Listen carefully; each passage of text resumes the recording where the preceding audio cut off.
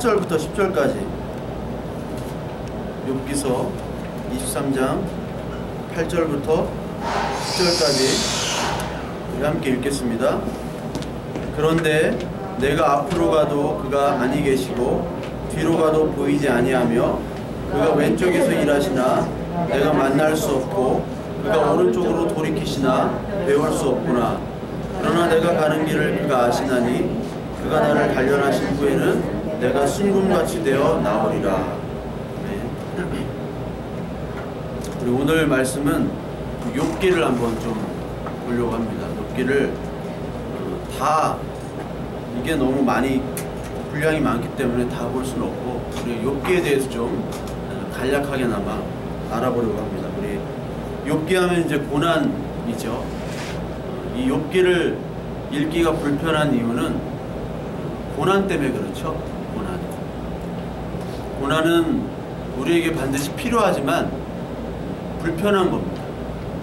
누구나 원하지 않는 것이 바로 고난이고, 그렇기 때문에 욥기에서 말하는 이 고난이 읽을 때 우리를 불편하게 좀 만들 수밖에 없죠. 게다가 욥기 1장을 보시면 더 불편한 건 뭐냐면 사탄이 욥을 고난을 주는데 누가 허락을 합니까? 하나님이 이 사탄에게 허락을 합니다. 그러니까 이 욥의 고난과 시험은 사탄이 하나님의 허락을 받고 하는 거예요. 우리가 흔히 에덴 동산에서의 그 선악과를 먹는 것이 바로 많은 사람들이 이 하나님이 바로 죄의 조성자냐, 죄를 이렇게 만들어 가지고 우리를 시험과 유혹에 빠뜨리는 그런 분이냐, 그런 걸로 많이 이렇게 얘기를 하죠. 그와 마찬가지로 우리의 고난도 바로 하나님께서 주시는 건데 그럼 사탄을 통해서 주는 거냐, 여기에서 사실 많은 갈등을 하게 되고요. 그리고 불편할 뿐더러 읽을 때 사실 우리가 쉽지 않습니다. 욥기를 읽을 때 어려운 성경이에요.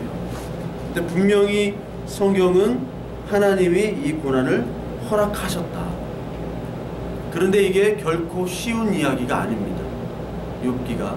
그렇기 때문에 흔히 우리가 욥기 읽을 때 오늘 읽은 23장 10절의 말씀처럼 23장 10절에 보면은 우리가 이 성경 구절을 많이 얘기하죠. 내가 가는 길을 아시나니 그가 나를 단련하신 후에는 내가 순금같이 되어 나오리라. 고난 중에 나를 단련하시면 하나님께서 이제 나를 정금으로, 순금으로 단련하셔서 나를 하나님이 원하시는 그런 사람으로 만들어준다. 이렇게 단순화시켜가지고 이렇게 말씀을 많이 들었을 거예요. 그렇든지 아니면은 이 고난을 극복하면, 인내하고 극복하면 욥처럼 복을 받는다 라는 말로 많이 들었을 겁니다. 그래서 우리 42장 한번 볼까요? 욥기 42장 보면 욥이 42장 10절을 볼까요?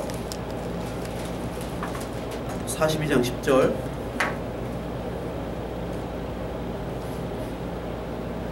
같이 읽습니다. 시작.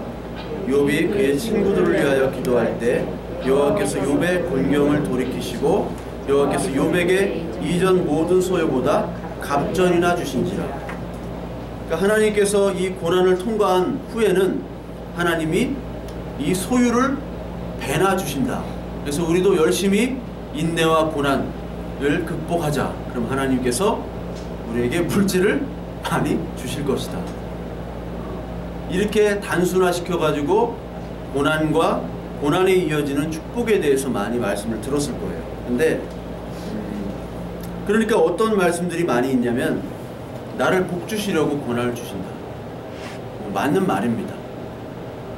그래서 어떤 요즘 많이 유행하는 것이 왕의 재정 그런 게 있어요. 옛날에는 내가 잘 못 살았는데 하나님께 다 맡기고 따라가니까 하나님께서 나를 벤츠 타게 해주시고 BMW 타게 해주신다. 그런 게 베스트셀러고 그런 걸로 강의를 돌아다니는 분들이 있어요. 요즘은 전쟁 12월 달에 전쟁 난다며. 예, 전쟁 때문에 이렇게 막 예언하고 다니는데 지금 11월인데 이제 다음 달에 나겠네. 얼마 안 남았어요 이제 우리. 전쟁이야. 뭐 공부하지 마. 전쟁 나는데 뭐. 또 어떤 목사님은 또 옛날에는 못 살았는데 30배, 60배, 100배 지금 축복을 받았다. 그런 얘기를 들으면 이제 고난 중에도 이제 더 열심히 하자라고 이렇게 방향이 바뀔 수밖에 없어요. 그래서 특히 우리 한국교회 할머니들은 빙판에 넘어지고 허리가 부러져도 새벽 기도를 콕 나와가지고 담임 목사님 얼굴을 봐야 된다. 내가 안 나오면 얼마나 걱정하시겠느냐. 얼굴을 꼭 봐야 된다고 막 기를 쓰고 나오세요. 아파도.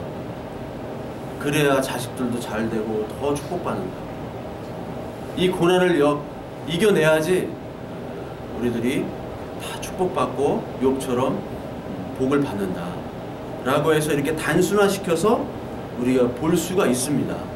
그런데 사실 이 성경 전체가 예수 그리스도를 나타내듯이 욥도 사실 예수 그리스도를 나타내는 거예요. 욥 1장을 한번 볼까요? 욥 1장을 보시면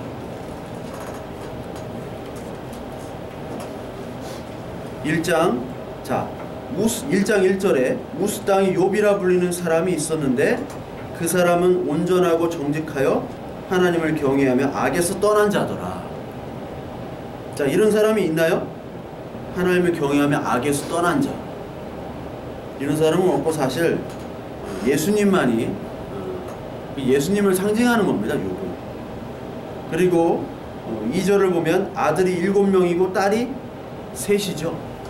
자, 7과 3이라는 거는 히브리인들은 굉장히 숫자를 중요시 여기는데 하나님도 이 성삼위 하나님이잖아요. 7이라는 거는 완전한 수입니다. 그러니까 그의 모든 소유나 그의 모든 것들이 이제 완전한 어떠한 체험이 있다는 겁니다. 거기다가 어떻게 하느냐? 4절에 보면은 잔치를 베풀어요.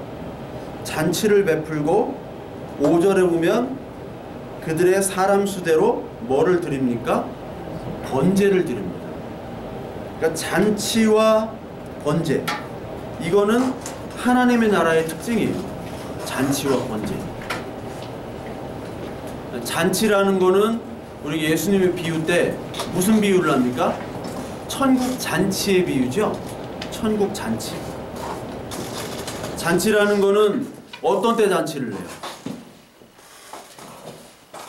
결혼식 때가 가장 큰 잔치예요. 그러니까 성경은 뭐를 얘기하냐면 신랑과 신부를 늘 얘기해요. 성경은 아담과 하와부터 신랑이 신부가 나오는 겁니다. 그리고 신랑은 누구죠? 신약에서 예수님이고 신부는 교회예요. 그러니까 우리가 구원을 받는다, 하나님 나라의 통치를 받는다라는 것은 신랑이 신부와 연합하는 겁니다. 우리 잘 아시죠? 신랑이 신부와 연합하여 하나를 이룬다. 그러니까 따로 떨어졌던 사람이 신랑과 신부가 만나서 천국에 1이라는 숫자가 만들어지는 게 바로 하나님의 역사예요. 그래서 예수님께서는 자꾸 천국 잔치를 얘기하는 겁니다. 근데 천국 잔치의 필요는 뭐냐면 잔치의 음식, 제물이 필요한 겁니다. 제물은 뭐냐? 바로 그리스도라는 거예요. 그러니까 우리를 잔치의 신부로 만들기 위해서 제물로 누가 되느냐? 예수 그리스도가 되는 거예요. 욥은 처음 1장부터 우리 욥은 이 고난을 얘기하지만 1장부터 잔치와 제사를 얘기합니다. 그러면서 42장, 욥기 42장 한번 볼까요? 42장에도 42장 8절 한번 볼까요? 8절. 42장 8절. 8절 한번 읽읍시다. 시작. 그런즉 너희는 수소 7과 순양 7을 가지고 내 종 욥에게 가서 너희를 위하여 번제를 드리라. 내 종 욥이 너희를 위하여 기도할 것인즉 내가 그를 기쁘게 받으리니 너희가 우매한 만큼 너희에게 갚지 아니하리라. 이는 너희가 나를 가리켜 말한 것이 내 종 욥의 말 같이 옳지 못함이라. 자, 7마리의 소와 숫소와 7마리의 숫양. 7이라는 것 아시죠? 완전한 제사를 드리는 거예요. 완전한 제사, 번제를 드린다. 이게 바로 그리스도를 나타내는 겁니다. 그래서 히브리서 10장 12절 14절 한번 볼까요? 히브리서 10장 12절 14절. 이 히브리서는 제사 제도에 대해서 얘기하는 겁니다. 그 모세율법 제사가 누구를 나타내느냐? 바로 그리스도를 나타낸다는 말을 계속 하는 거예요. 히브리인들한테. 자, 히브리서 10장 12절부터 14절 같이 읽겠습니다. 찾으실 363페이지인데요. 신약 12절부터 14절 같이 시작. 오직 그리스도는 죄를 위하여 한 영원한 제사를 드리시고 하나님 우편에 앉으사 그 후에 자기 원수들을 자기 발등상이 되게 하실 때까지 기다리시나니 그가 거룩하게 된 자들을 한 번의 제사로 영원히 온전하게 하셨느니라. 자, 이것이 바로 예수님의 제사죠. 한 번의 제사. 구약은 여러 번 드리잖아요, 제사를. 죄를 용서해달라고. 근데 예수님의 제사는 한 번의 완전한 제사입니다. 그리고 영원한 제사예요. 다시 드릴 필요가 없는 제사입니다. 그것을 바로 오늘 히브리서에 나온 것이고, 그 예수 그리스도께서 우리를 위해서 죽으신 그 죄 사함만이 하나님의 기준에 합당한 것이죠. 그러니까 인간이 아무리 노력해서 제사를 드리고 뭐 헌신을 하고 그런다고 해야 하나님이 기뻐하지 않는 거예요. 그러니까 우리가 오늘 예배를 드리고 우리가 뭐 헌금을 하고 뭐 봉사를 하고 그렇게 기도를 하고 치성을 다 드리지만 그걸 하나님이 받으십니다. 받으시는데 우리 때문에 받으시는 게 아니에요. 우리 안에 있는 예수 그리스도, 그 성령 하나님을 받으시는 거지 우리를 받는 게 아닙니다. 여기도 마찬가지예요. 욥의 제사는 그 7마리의 숫소와 7마리의 숫양은 바로 온전한 제사를 나타내는 거고 예수 그리스도를 받는다는 것이지, 그 욥의 그의 고난과 인내를 칭찬해 준다는 말이 아니에요. 물론 욥의 고난 중에서도 인내하며 하나님을 붙잡은 그 욥의 마음은 칭찬을 받을 일이죠. 그러나 하나님 앞에서는 그것조차도 사실 그것이 주된 것이 아니라 그 예수 그리스도가 바로 주된 것으로 우리는 읽어야 된다는 거예요. 그러니까 욥을 읽으면서 그리스도를 봐야지 고난과 극복을 인내한 욥, 그리고 나중에 축복을 받은 욥을 주제로 하면은 잘못 읽는 거죠. 잘못.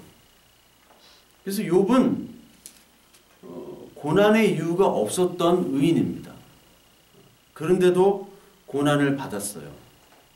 인생 살면서 고난이 있게 되는데 고난의 어려운 점은 바로 어떠한 사건 때문에 그 사건 때문에 더 큰 고난이 연속으로 나오는 거죠. 설상가상, 엎친 데 겹친 격입니다. 돈이 없기 때문에 아프고요. 아프기 때문에 돈이 더 없어지고요. 돈 아프면 사람이 떠납니다. 그게 바로 인지상정이에요. 욥도 비슷한 경험을 합니다. 욥기 19장 한번 볼까요? 욥기 19장을 보면 19장 13절을 한번 보겠습니다. 욥기 19장 13절.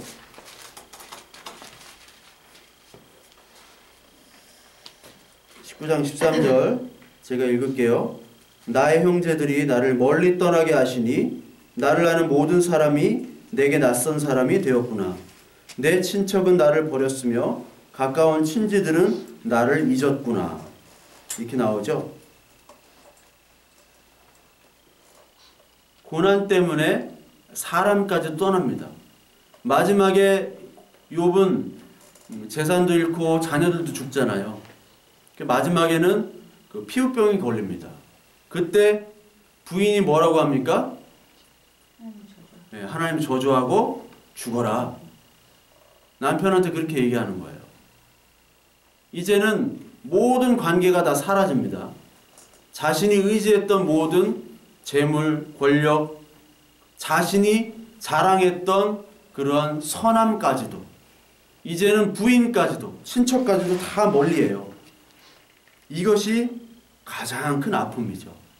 근데 이것보다도 더 큰 아픔이 뭐냐면 그 고난의 이유를 모르는 게 더 아픈 거예요. 고난의 이유. 이게 30장 17절부터 나옵니다. 욥기 30장부터 30장 17절부터 22절. 17절부터 22절 한번 읽을까요? 시작. 밤이 되면 내 뼈가 쑤시니 나의 아픔이 쉬지 아니하는구나. 그가 큰 능력으로 나의 옷을 떨쳐버리시며 나의 옷깃처럼 나를 휘어잡으시는구나. 하나님이 나를 진흙 가운데 던지셨고 나를 티끌과 재같게 하셨구나. 내가 주께 부르짖으나 주께서 대답하지 아니하시오며 내가 섰사오나 주께서 나를 돌아보지 아니하시나이다. 주께서 돌이켜 내게 잔혹하게 하시고 힘있는 손으로 나를 대적하시나이다.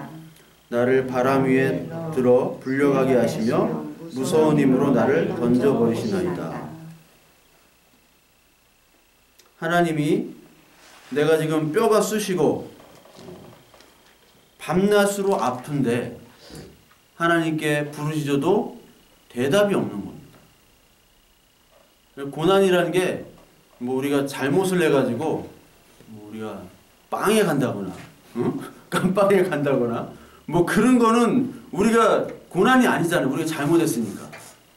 그런데 이 욥은 절대로 고난이 없어야 되는 사람이에요. 인간적으로 봤을 때. 밤마다 아파요. 자식 다 잃고 재산 잃고 부인도 집 나가고 피부병 때문에 뭐 기왓장으로 벅벅 긁는데,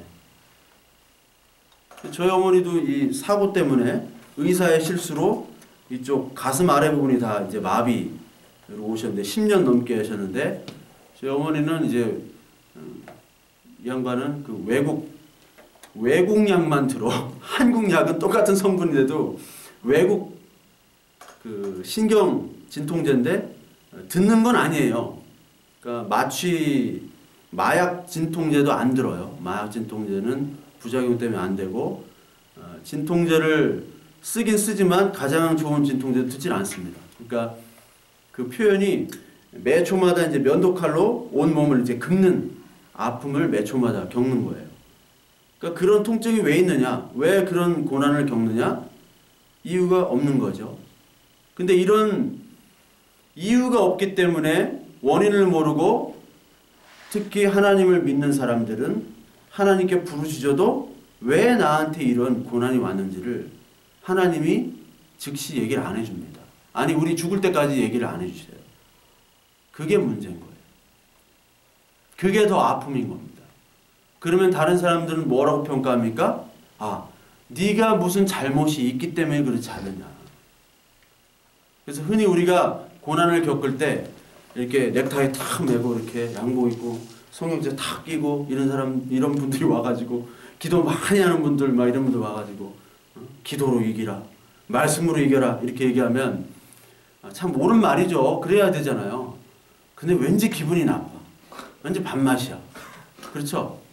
밥맛 같지 않은 막 정답만 얘기하는 밥맛 같아. 근데 더 화나는 거는 하나님이 치셨다. 하나님이 치신 거다. 네가 잘못이 있다. 이런 얘기를 많이 해요. 교회에서. 마귀 사춘 같은 얘기를 하는 거예요. 그럼 어떻게 해요? 죽여버리고 싶지. 막 죽여버리고 싶어. 근데 우리 교회라는 데는 이제 목사나 우리 장로님, 뭐 권사님 하면 일단 좀 함부로 얘기를 못 하잖아요. 그 앞에서. 근데 우리 아둘람, 우리 교회 식구들은 너무 담대한 믿음이라 내 앞에서 너무 목사를 목사같이 여기를 안 하. 우리는 막 시켜. 내가 막 해야 돼. 열심히 안 하면 안 돼, 내가. 다른 교회는 막 목사님들 얼굴도 못 쳐다보는데 우리 교회는 진짜 믿음이 있어요. 담대해요, 아주. 아주 잘하고 있는 겁니다. 그러니까 이 욥은 알 수 없는 고난이에요. 내가 잘못했다면 고난을 받아도 마땅한데 나는 전혀 잘못한 게 없어요. 어디 나오냐면요. 31장에 나옵니다. 우리 30장 찾았으니까 31장 1절부터 28절까지 보면요.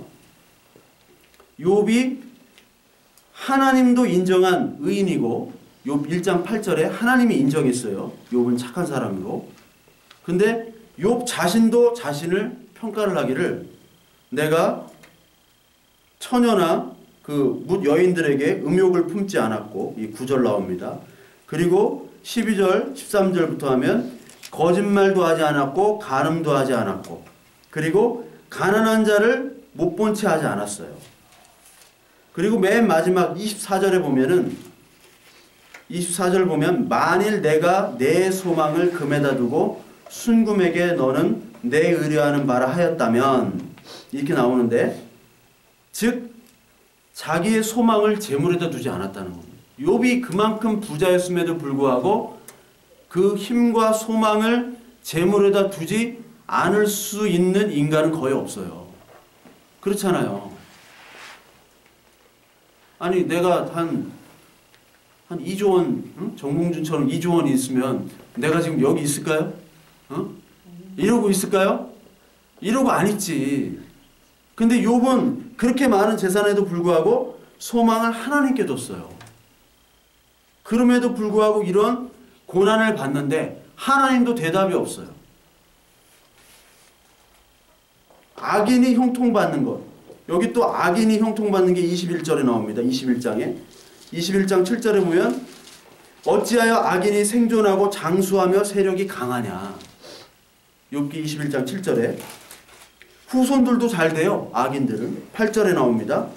그들의 집이 평안하고 두려움이 없고 하나님의 매가 그들 위에 임하지 않는데요. 악인이 얼마나 잘 돼? 악인이 잘됨을 계속해서 얘기합니다. 이게 또 하박국에 나오잖아요. 하박국. 왜 악인은 형통하고 의인은 고난을 받습니까?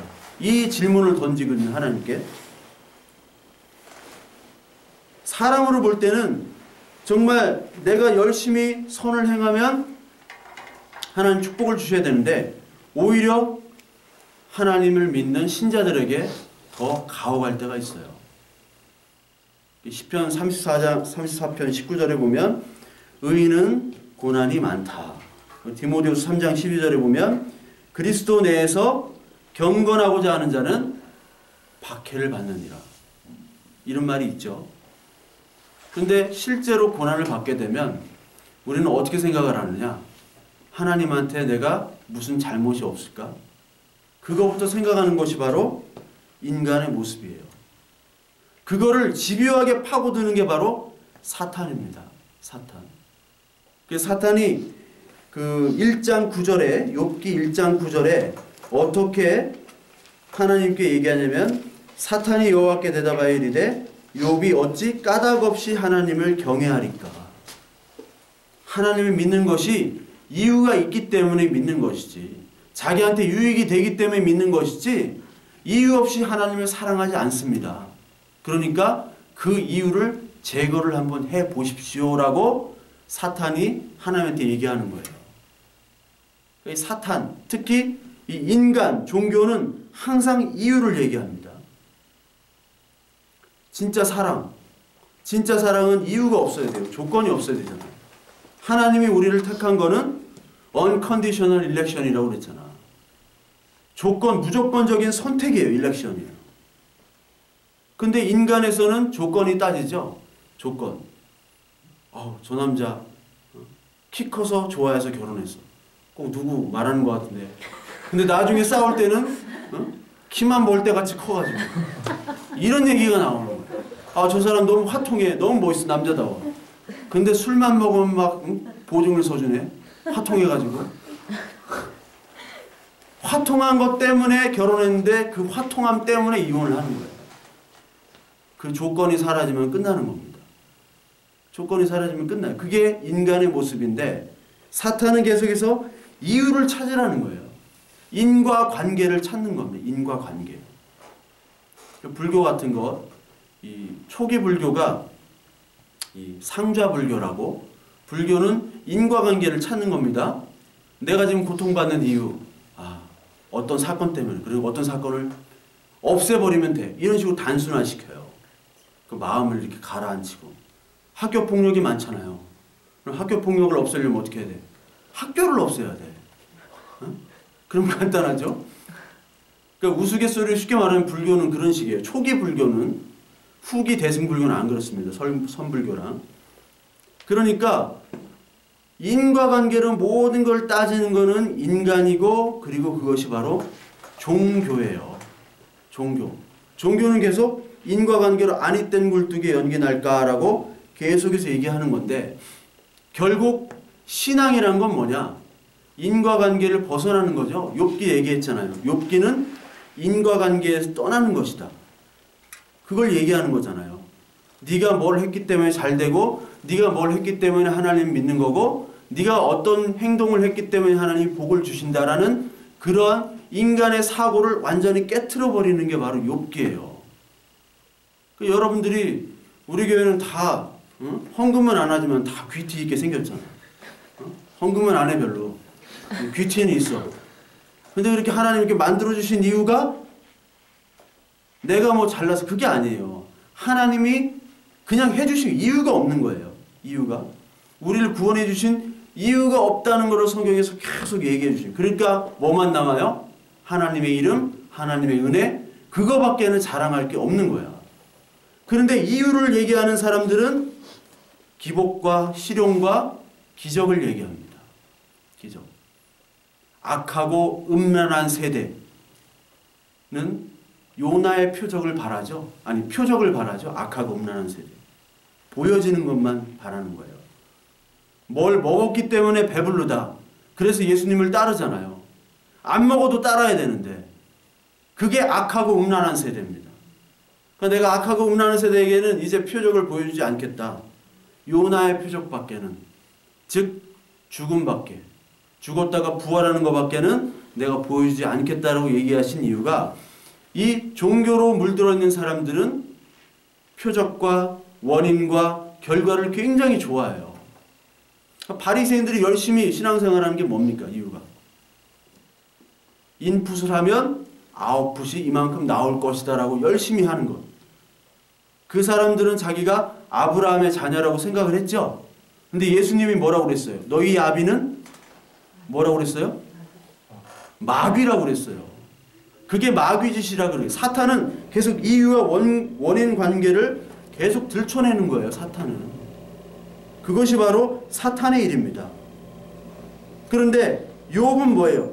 그 사탄의 시험에도 불구하고 결국 갈등을 하죠. 계속 갈등하고 싸우고 하지만 결국 하나님의 음성에 순복을 하는 모습을 보여요. 그것이 바로 복이에요. 그러니까 우리의 복은 뭐냐? 인과관계, 인간의 사고를 떠나가지고 하나님을 만나는 게 복입니다. 하나님의 절대자 하나님, 인간의 인과관계를 끊어내고 하나님의 절대 음성에 순종하는 것이 바로 그것이 축복이에요. 근데 그렇게까지 가기 전까지는 우리가 어떻게 되냐면 욥처럼 부르짖고 울고 고통스러워하는 과정이 반드시 필요합니다. 그러니까 우리 믿는 사람 중에서도, 교회 안에 있는 사람 중에서 어떤 사람은 자기가 너무 기도한 대로 막 축복되고 응답받는다고 하는 분들이 있어요. 그걸 자랑처럼 하고 다녀요. 무조건 아멘이에요, 그분들. 그런데 그분들이 가장 위험합니다. 덮어놓고 믿고 덮어놓고 아멘하고 덮어놓고 고난 중에서도 덮어놓고 하나님의 뜻이다, 고통에다 뜻이 있다, 이렇게 하는 분들은 나중에 뒤통수 치더라고요. 그러니까 여러분들이 이 고난에 하나님 말씀으로 인내로 이겨나가십시오 할 때 아무 때나 아멘하지 마세요. 무조건 아멘하는 것이 아니라 개처럼 부르짖어야 돼요. 그 과정이 없이 그냥 아멘하는 건 다 가짜라는 거예요. 나중에 뒤통수 친다니까. 처절한 고난, 홍해바다 끝까지 하나님이 몰아가시고 앞에는 애굽의 군사들, 뒤에는 바다. 이제 우리가 갈 곳이 없어요. 그렇게까지 하나님이 밀어붙일 때까지의 경험이 사실 필요합니다. 그때 손을 드는 것이지 그렇지 않고 인간은 절대로 손을 든지 않아요. 자신의 조금만 힘이 있더라도 하나님을 거부하려고 하는 게 인간입니다. 문지방 넘을 힘만 있어도 인간은 하나님을 거부하는 게 인간이에요. 그 과정을 통과했기 때문에 욥은 복이 있는 것이지 무조건 42장 욥기 42장만 봐. 사람들이 복을 받았다. 딸들도 다 최고 예쁘고 몇 배나 더 갑절이나 더 소유가 많게 해주셨다. 여기에만 주목한다면 성경을 잘못 읽는 것이죠. 그래서 욥이 받은 복이 뭐냐?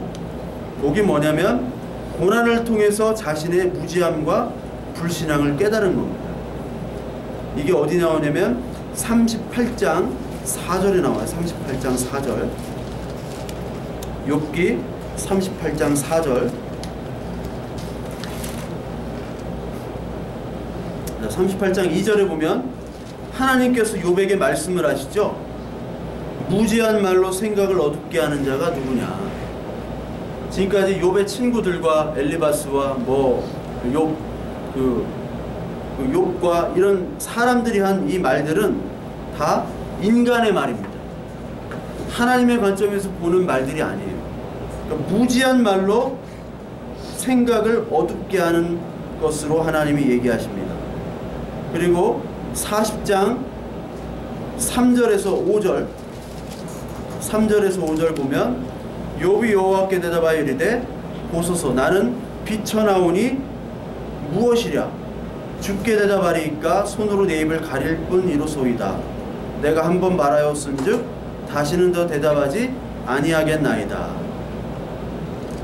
지금까지 인간의 생각, 인간의 판단들이 얼마나 하나님이 볼 때는 무식한 말로 여겨졌느냐. 그래서 하나님께서는 내가 이 땅을 창조할 때 너는 어디 있었느냐? 창조할 때의 모습을 우리가 모르잖아요. 지금 과학이 발달되고 과학으로 모든 것들을 설명하죠. 우리 지민이는 나랑 옛날 초반에 그런 걸 얘기했잖아요. 빅뱅도 얘기하고 같이. 지민이는 이제 과학을 하니까 뇌과학도 얘기하고 그랬잖아요. 옛날에. 저는 그런 과학은 인간을 어떤 생물학적 결정체로만 보는 거예요. 물리적 결정체. 그걸 더 우선시합니다. 마찬가지 우주공학, 우주과학도 마찬가지예요. 인간이 어떤 과학, 외부의 물질로부터 시작이 된 겁니다. 그렇게 생각을 해요. 그러나 하나님 앞에서 그게 얼마나 무지한지, 증명되지도 않은 것들이 어떤 가설이 정답처럼 얘기하는 것, 이것이 정말 하나님이 정말 무지하게 생각하는 것인데 인간은 계속해서 그걸 얘기하는 거예요. 그게 언제 깨지냐고요? 고난 때 깨지는 거예요. 고난 때. 고난이 없으면 계속해서 그렇게 나갑니다. 욥은 고난을 받았기 때문에 그 모든 인간의 생각, 인간의 선입견, 하나님은 이럴 것이다, 하나님은 이런 분이다 라고 하는 그런 어리석은 말들이 고난에 의해서 다 깨집니다. 이것이 바로 복이었어요. 그리고 욥의 복은 고난으로 단장된 신부가 됐다는 게 복입니다. 신랑이 있고 신부가 있죠. 우리는 이제 지금 단장하는 준비 기간이에요. 지금은 이제 하나님이 오시면 천국잔치가 벌어졌을 때 우리는 단장한 신부로 돼야 되는데, 단장한 신부, 이때 단장하지 않은 신부가 결혼식 때 단장하지 않은 신부 있어요? 그건 직무유기야. 단장해도 시원찮은 판에 단장 안 하는 신부들, 단장 안 하는 신부는 없잖아요. 결혼식 때 우리가 어떻게 단장하느냐? 고난으로 단장해야 된다. 고난으로. 시편 119편을 한번 봅시다. 시편 119편을 보면 고난에 대한 얘기가 나오죠. 고난에 대한 얘기. 67절과 71절 한번 보겠습니다. 119편 67절과 71절.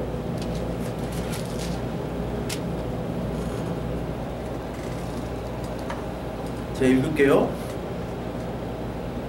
고난당하기 전에는 내가 그릇 행하였더니 이제는 주의 말씀을 지키나이다. 71절. 고난당한 것이 내게 유익이라. 이로 말미암아 내가 주의 율례들을 배우게 되었나이다. 즉 하나님의 말씀에 주목하게 되는 이유는 바로 고난 때문에 그렇다는 거예요. 고난이 없이는 인간은 하나님의 말씀, 하나님의 음성을 듣지를 않습니다. 계시록 7장 14절에 보면, 계시록 7장 14절에 큰 환난에서 나오는 자들이 나오죠.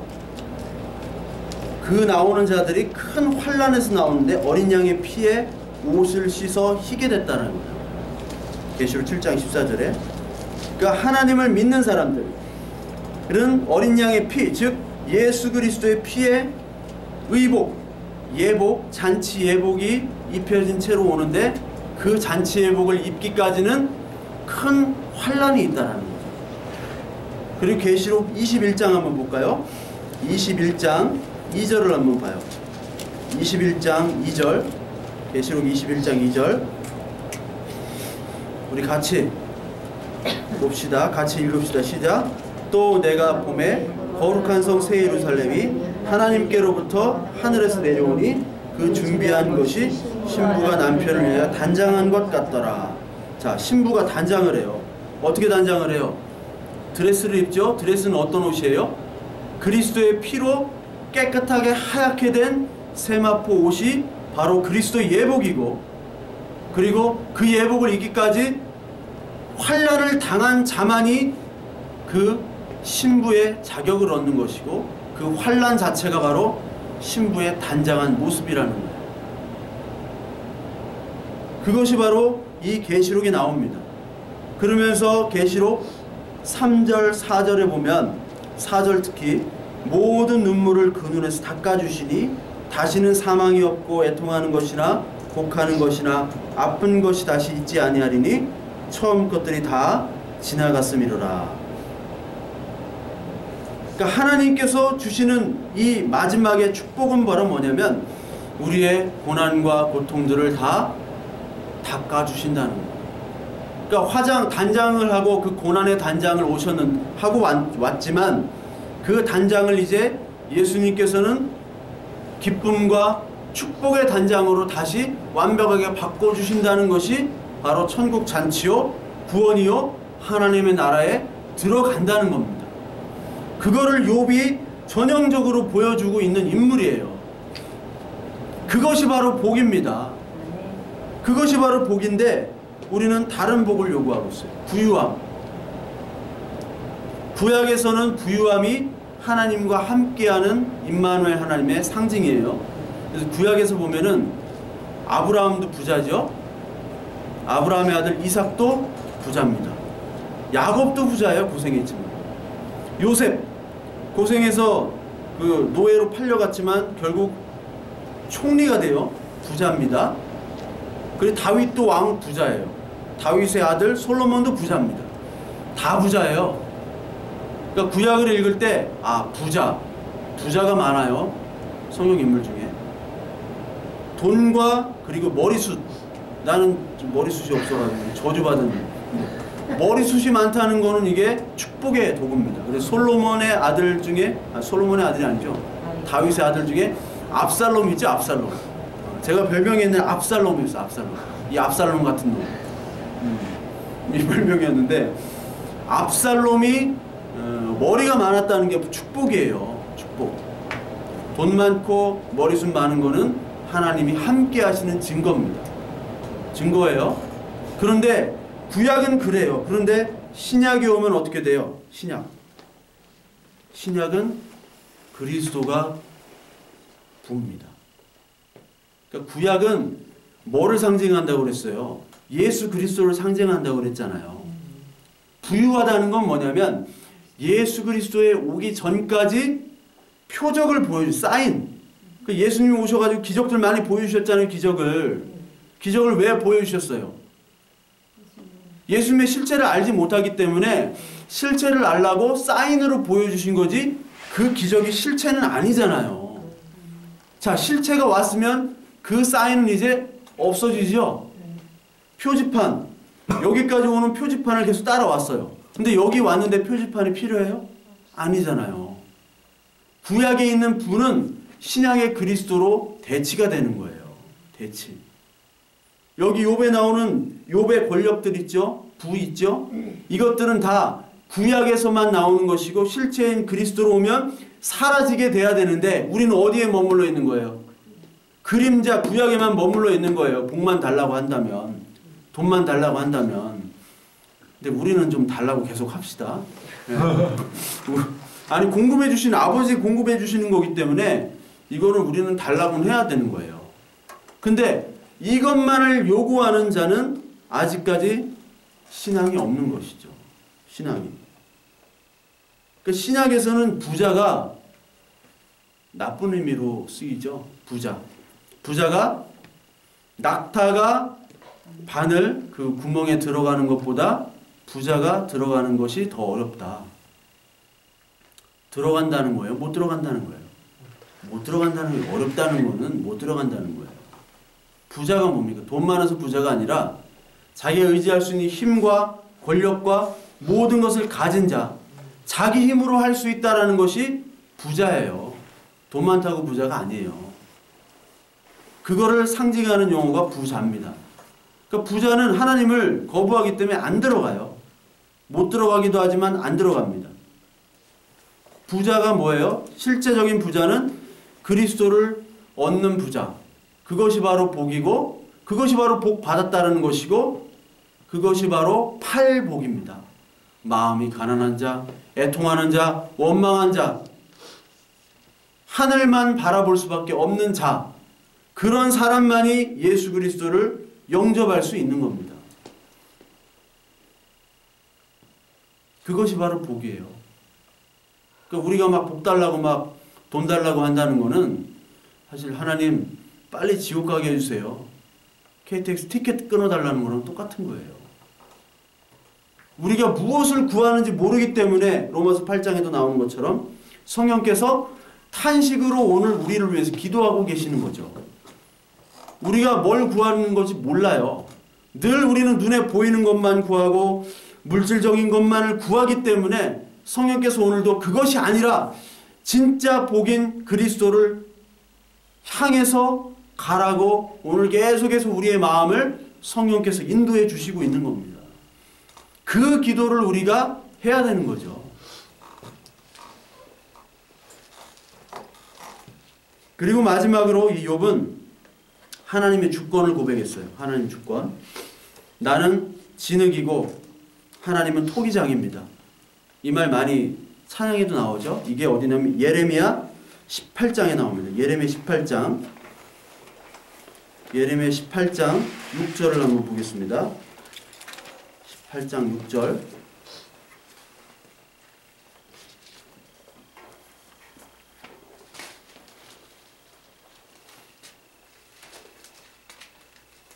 제가 읽을게요. 여호와의 말씀이니라 이스라엘 족속아 이 토기장이가 하는 것 같이 내가 능히 너희에게 행하지 못하겠느냐. 이스라엘 족속아 진흙이 토기장이 손에 있음같이 너희가 내 손에 있느니라. 우리는 진흙인 거예요. 진흙이니까 우리의 권리가 없습니다. 이게 그냥 일반 종교 세상이 얘기하면 굉장히 기분 나쁜 얘기죠. 인간의 인권 자체를 부인하는 거니까. 인간의 권리 자체, 자유 자체를 부인하는 거니까. 그러나 인간의 자유와 권리가 있어서 세상이 이렇게 됩니까? 네? 세상이 이 모양이냐고요. 인간의 자유, 권리. 하나님만이 토기장이고 우리는 진흙일 뿐입니다. 이게 로마서 9장 21절에 또 나와요. 그러니까 우리의 신앙이라는 것은 내가 중심에서 이제 하나님 절대 주권만을 바라보는 사람으로 가게 하기 위해서 그 과정을 출애굽 후에 가나안 땅은 고난 그 광야 길을 걸었듯이 욥도 마찬가지로 이런 광야의 길을 걷는 것이고 우리 인생도 마찬가지로 알 수 없는 이유를 알 수 없는 고난과 환난과 핍박 때로는 내 잘못으로 인하여 고난을 받지만 그건 고난이 아니고 이유 없는 고난을 받을 때 그때 하나님께 손을 들고 나와 인간이 아닌 인간의 인과관계가 아닌 하나님의 말씀 앞에 우리가 무릎 꿇기를 하나님은 원하시는 겁니다. 그 잘난 이성, 그 잘난 과학, 그 잘난 돈, 그 잘난 지위, 그 잘난 모든 가치관들이 다 없어지는 거예요.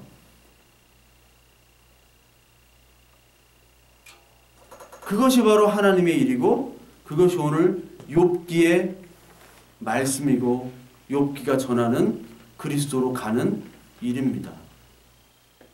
오늘 저와 여러분들 이 아둘람 교인들은 사실 그 이름처럼 환난당한 자, 빚진 자, 마음이 원통한 자로서 인간의 소망이 완전히 끊기고 하나님만을 바라보는 그런 우리 교회가 되기를 사실 우리는 기도해야 되고 저는 기도를 하고 있습니다. 인간적으로 봤을 때는 너무나 형편없지만 그것이야말로 영원한 인생을 사는 우리들에게 있어서 하나님의 가장 큰 축복임을 우리가 아셔야 되고 그것 때문에 우리가 살아가고 있음을 우리가 입술로 고백을 해야 됩니다. 우리 교회가 이제 아둘람이라는 이름을 쓰는데 이 아둘람이 그냥 다윗 때만 있는 아둘람이 아니라 느헤미야 11장 30절에 보면 포로를 끝내고 페르시아에서 돌아와서 아둘람의 많은 하나님의 백성이 하나님의 복을 누리며 사는 장소로 표기가 됩니다. 아둘람이.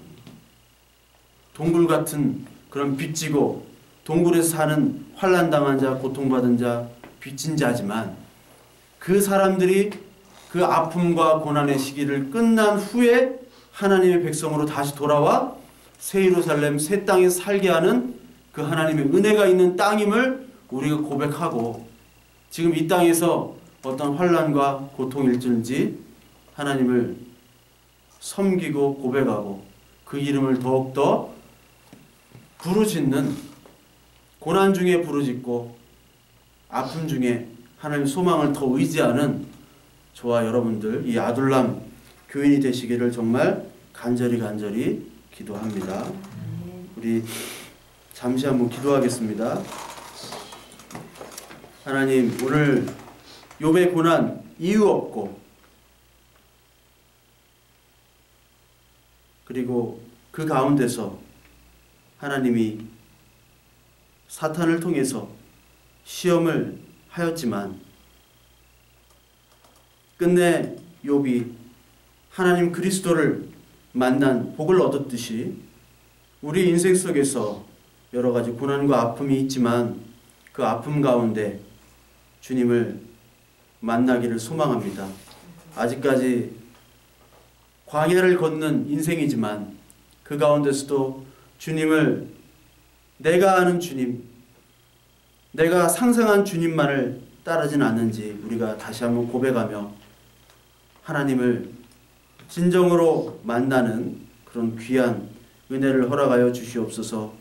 고난 중에 주님을 토기장이로 모실 수 있는 은혜로 고백하게 하시고 내가 주인이 아니라 하나님께서 내 인생의 주인임을 깨닫도록 인도하시고 내가 가지고 있는 세상의 가치관과 인과관계 그리고 내가 생각하는 하나님에 대한 선입관들이 다 깨어져 온전한 그 하나님을 만나는 귀한 길로 우리를 인도하여 주시옵소서.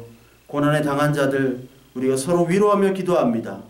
아버지 하나님 말씀과 기도로서 함께하고 슬퍼하는 자와 같이 함께 슬퍼하고 웃는 자와 함께 같이 웃는 그런 우리 사랑이 넘치는 아둘람 공동체 되도록 주님이 축복하여 주시옵소서.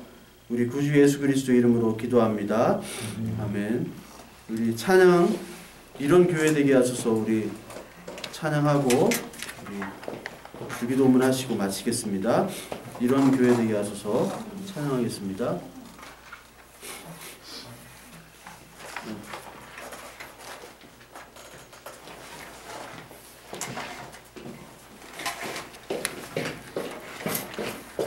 진정한 예배가 심심한 교회. 피아노가 가가지고 진정한 예배가 숨쉬는 교회 주님이 주인 되시는 교회 믿음의 기도가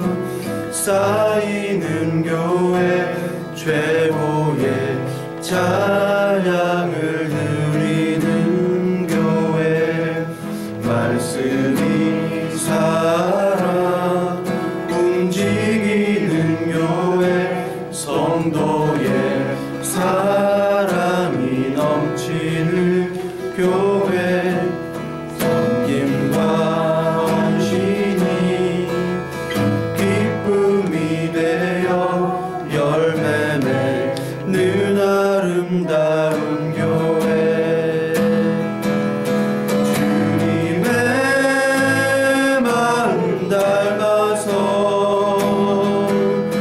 이웃을 사랑하는 교회 주님의 영광을 위해서 빛 되신 주님 전하는 교회 사랑의 불꽃이 활짝 피어나 날마다 사랑에 빠지는 교회 주께서 사랑하는 우리 교회가 이런 교회 되게 하소서 이런 교회 되게 하소서 이런 교회 되게 하소서.